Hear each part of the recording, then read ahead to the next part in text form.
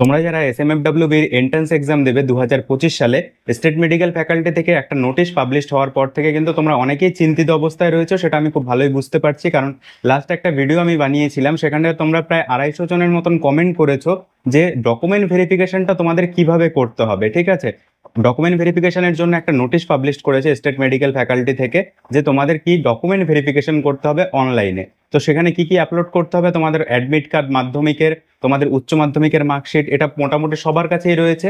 এবং এছাড়া রয়েছে যে ওবিসি এনসিএল, তোমরা যারা ওবিসি ক্যান্ডিডেট রয়েছে তোমাদের ওবিসি এনসিএল সার্টিফিকেট আপলোড করতে হবে, যারা ইডব্লিউএস রয়েছে তাদের ইডব্লিউএস সার্টিফিকেট আপলোড করতে হবে, এবং সবার জন্য মেডিকেল ফিটনেস সার্টিফিকেট এবং ক্যারেক্টার সার্টিফিকেট আপলোড করার জন্য একটা নোটিশ পাবলিশ করা হয়েছে। তো এই নোটিশটা দেখার পর থেকে তোমরা কিন্তু একটা চিন্তিত অবস্থায় রয়েছো যে কি করতে হবে। তো সেই বিষয়ে আজকের এই ভিডিওতে ডিটেলসে কথা বলবো। তো চলো ভিডিওটি শুরু করা যাক। তোমরা যদি চ্যানেলে নতুন হয়ে থাকো চ্যানেলটিকে সাবস্ক্রাইব করে ভিডিওটিতে একটি লাইক করে দিও। স্টেট মেডিকেল ফ্যাকাল্টির প্যারামেডিক্যাল রিলেটেড সমস্ত আপডেট কিন্তু তোমাদেরকে আমি একের পর এক দিতে থাকবো। তো সবার প্রথম কথা হলো যে স্টেট মেডিকেল ফ্যাকাল্টি থেকে যে নোটিশটা পাবলিশড হয়েছে, তো কাদের কাদের ডকুমেন্ট আপলোড করতে হবে, আবার নতুন করে ডকুমেন্ট ভেরিফিকেশন করাতে হবে। কারণ অলরেডি তোমরা মাধ্যমিকের অ্যাডমিট কার্ড, তোমাদের উচ্চ মাধ্যমিকের মার্কশিট সেখানে ফর্ম ফিল আপ করার সময় আপলোড করে দিয়েছো। এবার মেনলি এটা কাদের জন্য, ওবিসি এনসিএল, মানে তোমরা যারা ওবিসি এ এবং ওবিসি বি ক্যান্ডিডেট রয়েছো, ওবিসি ক্যাটাগরি থেকে তোমরা যারা বিলং করছো, তোমরা যারা ওবিসি দিয়ে ফর্ম ফিল আপ করেছো, তোমাদের কিন্তু ওবিসি এনসিএল সার্টিফিকেটটা এখানে মাস্ট লাগবেই। আর সেই ওবিসি এনসিএলটা কবে হতে হবে, যে তোমার 31/3/2024 পরে ইস্যু হওয়া হতে হবে। ঠিক আছে, 31/3/2024 পরে যাদের ওবিসি এনসিএল ইস্যু হওয়া রয়েছে, সেই ওবিসি এনসিএল দিয়ে কিন্তু তোমরা ওবিসি ক্যাটাগরিতে অ্যাডমিশন নিতে পারবে। ঠিক আছে, আর যারা ইডব্লিউএস ক্যাটাগরি থেকে বিলং করছো, তোমাদের 31/3/2025 পরে ইস্যু হওয়া তোমাদের সার্টিফিকেটটা হতে হবে। তাহলেই তোমরা ইডব্লিউএস সার্টিফিকেট দিয়ে অ্যাপ্লাই করে অ্যাডমিশনের জন্য এলিজিবল। ঠিক আছে, এবার রইল পড়ে যে মেডিকেল ফিটনেস সার্টিফিকেট এবং ক্যারেক্টার সার্টিফিকেট। তো ক্যারেক্টার সার্টিফিকেটটা কোথায় পাবে তোমরা, যে তোমরা যে স্কুলে পড়াশোনা করেছো সেই স্কুলের যে স্কুল লিভিং সার্টিফিকেট এবং ক্যারেক্টার সার্টিফিকেট। অনেকেই বলবে যে স্কুল লিভিং সার্টিফিকেটটাই কি ক্যারেক্টার সার্টিফিকেট। তো ক্যারেক্টার সার্টিফিকেট আর স্কুল লিভিং সার্টিফিকেটটা অনেক স্কুলে একই ফরম্যাটে দিয়ে দেয়, কিন্তু তোমাকে সেখানে টিক মারা থাকে যে স্কুল লিভিং বা ক্যারেক্টার, যে ট্রান্সফার সার্টিফিকেট টিসি অথবা ক্যারেক্টার। ঠিক আছে, এরকম ভাবে লেখা থাকে অনেক স্কুলে। তো তোমরা সেখানটায় দেখে নেবে, কারণ অনেক স্কুলে আবার ফরম্যাটটা আলাদাও হয় ক্যারেক্টার সার্টিফিকেটের। তো তোমরা যখন ক্যারেক্টার সার্টিফিকেটটা কালেক্ট করবে স্কুল থেকে, তোমরা কিন্তু স্কুল থেকে কালেক্ট করাটাই সবচেয়ে বেটার হয়। তুমি যে স্কুলে উচ্চ মাধ্যমিক পাস করেছো, লাস্ট কোয়ালিফাইং এক্সাম তুমি যেখান থেকে দিয়েছো, সেখান থেকে যদি ক্যারেক্টার সার্টিফিকেটটা নাও তাহলে সবচেয়ে বেটার হয়। এছাড়াও যদি তোমাদের সেই স্কুল থেকে না নিতে পারো, তোমাদের স্কুল থেকে না দিতেই পারে, যে তোমরা যদি অনেকদিন আগে পাস আউট হয়ে থাকো, তাহলে তুমি যে পঞ্চায়েত এলাকায় থাকো সেই পঞ্চায়েত এলাকা থেকেও প্রধানের কাছ থেকে নিয়ে নিতে পারো।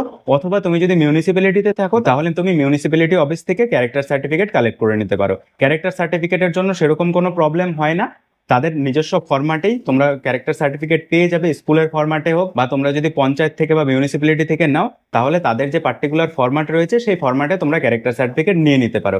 এছাড়াও যদি তোমরা বলো যে ক্যারেক্টার সার্টিফিকেট কিভাবে পাবো, যদি কোনো ফরম্যাট তোমরা চাও, গুগলে সিম্পলি সার্চ করবে character certificate.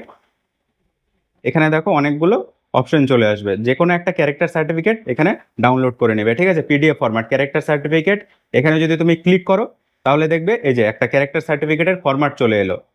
This is two certified that Shri Kumar Shrimati, তোমার নাম থাকবে, তোমার সন অফ ডটার অফ তোমার বাবার নাম। ঠিক আছে, last dash month of the best of knowledge, যে কত মান্থ বা বছর থেকে তোমাকে চেনে। ঠিক আছে, মোরাল অফ দ্য ক্যারেক্টার তোমার কি, তারপরে সে এখানে সিগনেচার করে তার অফিসিয়াল সিল দিয়ে তোমাকে দিয়ে দিবে। ঠিক আছে, এই ক্যারেক্টার সার্টিফিকেটটাও তোমরা ইউজ করতে পারো যদি তুমি যেখান থেকে ক্যারেক্টার সার্টিফিকেট নেবে সেখানে যদি পার্টিকুলার কোনো ফরম্যাট না থাকে। ঠিক আছে, তো এটা তোমাদের ক্যারেক্টার সার্টিফিকেটের ব্যাপারটা হয়ে গেল। এবার তোমরা মেডিকেল ফিটনেস সার্টিফিকেট তাহলে কোথা থেকে পাবে। মেডিকেল ফিটনেস সার্টিফিকেট তোমাদের একজন রেজিস্টার্ড মেডিকেল প্র্যাকটিশনারের কাছ থেকে নিতে হবে। সেটা যে কোনো ফরম্যাটে হতে পারে, যেমন ক্যারেক্টার সার্টিফিকেটটা যে কোনো ফরম্যাটে হতে পারে। তোমার ফরম্যাট যদি নাও থাকে, তার যে প্যাড রয়েছে এই প্যাডে যদি ডিসিজ সার্টিফাইড বলে তোমার নাম দিয়ে তোমার ডিটেলস দিয়ে যদি লিখে দেয় যে তুমি mentally and medically fit paramedical কোর্সে অ্যাডমিশন হওয়ার জন্য, তারপরে যদি সে তার সিগনেচার অ্যান্ড সিল দিয়ে রেজিস্ট্রেশন নাম্বার দিয়ে করে দেয়, সেটাতেই কিন্তু হয়ে যাবে। ঠিক আছে, গত বছরে যে স্টুডেন্টরা করেছিল অথবা তোমাদেরকে আমি একটা মেডিকেল ফিটনেস সার্টিফিকেট দিয়ে দেবো। এখানে আমি মেডিকেল ফিটনেস সার্টিফিকেট পেলাম না, ঠিক আছে, গুগলে সেরকম ভাবে, তো আমি একটা মেডিকেল ফিটনেস সার্টিফিকেট বানিয়ে তোমাদেরকে প্রোভাইড করে দেবো, ঠিক আছে। তো সেটার পিডিএফ এর লিঙ্ক ভিডিও ডেসক্রিপশনে দেওয়া থাকবে, বা তুমি হোয়াটসঅ্যাপ গ্রুপে জয়েন করতে পারো, হোয়াটসঅ্যাপ চ্যানেল যেখানে রয়েছে সেখানটায় কিন্তু আমি মেডিকেল ফিটনেস সার্টিফিকেটের ফরম্যাটটা দিয়ে দেবো, ক্যারেক্টার সার্টিফিকেটের ফরম্যাটটাও দিয়ে দেবো, তোমরা সেখান থেকে নিয়ে নিতে পারো, বা তোমাদের পছন্দ মতন তোমরা ফরম্যাট বানিয়ে তোমরা সেখানে ইউজ করতে পারো। যেহেতু স্টেট মেডিকেল ফ্যাকাল্টি থেকে পার্টিকুলার কোনো ফরম্যাট দিয়ে দেয়নি, তো সেই জন্য কোনো চিন্তা করার দরকার নেই, ঠিক আছে। তো আশা করি বুঝতে পেরে গেছো।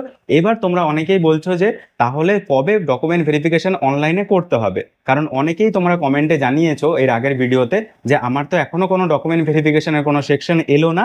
তো তোমরা 5 তারিখ পর্যন্ত দেখতে থাকো, রেগুলার বেসিসে 1-2 বার করে লগ ইন করে, যে তোমাদের ডকুমেন্ট ভেরিফিকেশনের কোনো সেকশন এলো কিনা। 5 তারিখের মধ্যে বলেছে যে তোমাদের ডকুমেন্ট ভেরিফিকেশন হবে, সেটা ওয়ার্কিং ডেজের মধ্যেই হবে, অযথা ভয় পাওয়ার কোনো কারণ নেই। আশা করি তোমাদের যে কনফিউশনটা ছিল সেটা কিছুটা হলেও ক্লিয়ার করতে পেরেছি।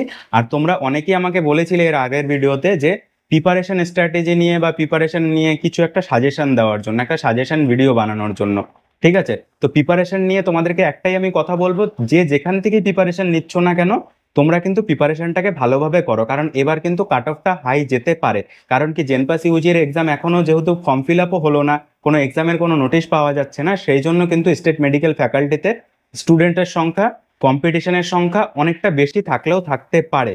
সেই জন্য তোমরা কম্পিটিশন লেভেলটা ধরে রাখো যে একটু হাই থাকবে প্রিভিয়াস ইয়ারের তুলনায়। সেই জন্য তোমরা তোমাদের প্রিপারেশনটাকে ভালো করে করো, যারা স্টেট মেডিকেল ফ্যাকাল্টির এন্ট্রান্স এক্সাম দিয়ে প্যারামেডিক্যালের ডিপ্লোমা কোর্সে অ্যাডমিশন হতে চাইছো, ঠিক আছে। তো চলো আজকের ভিডিওটা এখানেই শেষ করছি। তোমাদের কোনো প্রশ্ন থাকলে, কোনো ডাউট থাকলে অবশ্যই কমেন্টে জানাবে। তোমাদের ডাউট ক্লিয়ার করার জন্য বা কমেন্টে রিপ্লাই দেওয়ার জন্য আমি সবসময় প্রস্তুত আছি। দেখা হচ্ছে একটা নতুন ভিডিওতে। ভিডিওটি ভালো লাগলে একটি লাইক করে বন্ধুদের মধ্যে শেয়ার করে দাও যারা প্যারামেডিক্যাল কোর্স করতে চায়। Thank you.